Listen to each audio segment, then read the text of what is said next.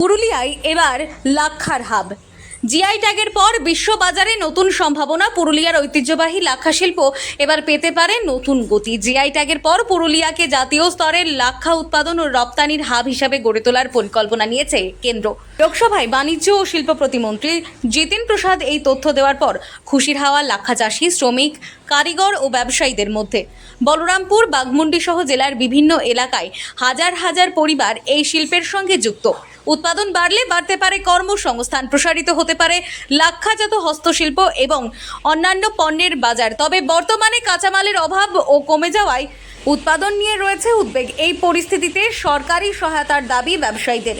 দেখুন এই বিষয়ে কি বললেন লাক্ষা শ্রমিক শান্তি টুডু এবং লাক্ষা ব্যবসায়ী হরিশঙ্কর জয়সওয়াল।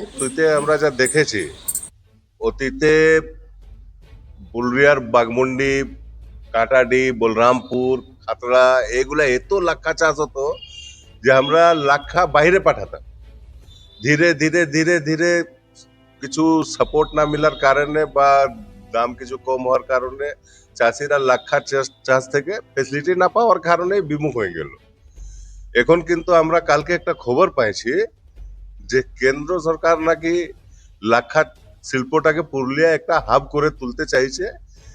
যদি ওরা এইটার উপরে পদক্ষেপ নেয় তো ঘুরে আমরা এইটাকে, এই ঐতিহ্যটাকে, একটা ঐতিহ্যবাহী ব্যবসা ছিল লাক্ষা, এটার সঙ্গে পুরুলিয়ার বলরামপুর অল ইন্ডিয়ায় বলরামপুর একটা বিদেশ এক্সপোর্টের হাব ছিল। এটা অনেক পরিবার এটার সঙ্গে, চাষের সঙ্গে, ম্যানুফ্যাকচারিং সঙ্গে অনেক পরিবার, মানে বহুত কম হলেও 20,000 থেকে উপরে লোক যুক্ত ছিল।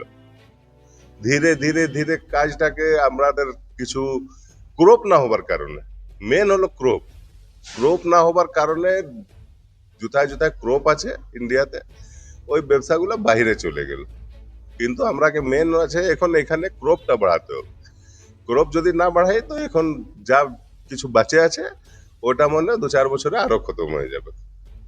এখন একটা পদক্ষেপ লিয়া হয়েছিল কিন্তু ওই ক্লাস্টারটা ইউজলেস, কোনো কাজে ও তো পয়সা বরবাদ করে, কোনো কাজ তো দেয় না। ওটা কি লাক্ষার ব্যবসায় কি প্রতিফলন হলো, ওটার কোনো কাজ হলো না। এই সরকারের উপর কি ভরসা রয়েছে আপনার? যদি এই সরকার লাক্ষার চাষ উপরে নজর দেয় তো শুধু আমি ব্যবসায়ী হিসাবে আমি কেন, পুরা এইখানে শ্রমিক যে বাইরে পরিযায়ী শ্রমিক হয়ে খাটতে যাচ্ছে, এখানে লাক্ষা চাষি যে চাষ করে উপার্জন করে, ওরা সবাই সরকারের প্রতি ধন্যবাদ দিবে।